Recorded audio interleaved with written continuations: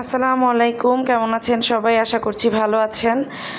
আলহামদুলিল্লাহ আমরাও ভালো আছি। তো আজকের রান্নাবান্না গুছিয়ে নিলাম, এখন একটা একটা করে করে ফেলবো। অলরেডি আমি লাউ চিংড়ি আর জালি কুমড়া ভাজি করে ফেলেছি, সেটার ভিডিও করা হয়নি। এখন বাকিগুলা করব। তো ভুড়ি রান্না করব আলু দিয়ে, বলেছিলাম না আরেকদিন, আলু দিয়ে মাখা মাখা করব। আর তেলাপিয়া মাছ আমার ছাদ বাগান থেকে কয়েকটা বেগুন পেয়েছি, সেটা দিয়ে মাখা মাখা করব, সাথে একটু আলু দিব।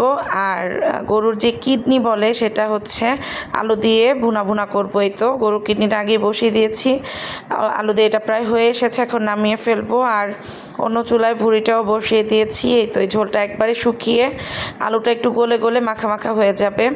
আর যে মরিচগুলো লাল লাল দেখতে পাচ্ছেন, এগুলোও সব আমার ছাদ বাগান থেকে পেড়ে আনা। আজকে আমার ছাদ বাগানের কাঁচা মরিচ দিয়েই রান্না করেছি। লাল হয়ে গিয়েছে মরিচগুলো যদিও। এই তো এই যে বেগুন, অল্প একটু বেগুনের সাথে একটু আলু দিয়ে কষিয়ে বেশি করে ঝোল দিয়ে ফেলেছি, ঝোলটাও শুকিয়ে আসছে প্রায়।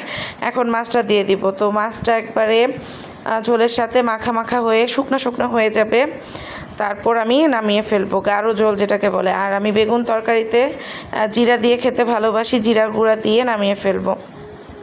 প্রথমে যদিও মশলা কষানোর সময় দিয়ে ফেলেছি জিরা, তো নামানোর আগে আবার একটু উপর দিয়ে ছিটিয়ে দিব। আর এই তরকারিটা খেতে অনেক বেশি মজা হয়, কারণ বেগুন আলুর তরকারিটা জিরা দিয়ে করলে, ঝোলটা ঘন করে রান্না করলে অনেক মজা হয় খেতে।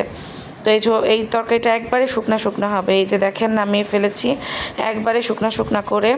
তারপর গরুর কিডনি আলু দিয়ে একবারে শুকনা শুকনা করেছি, আলু দিয়ে ভুড়িও রান্না করেছি শুকনা শুকনা করে।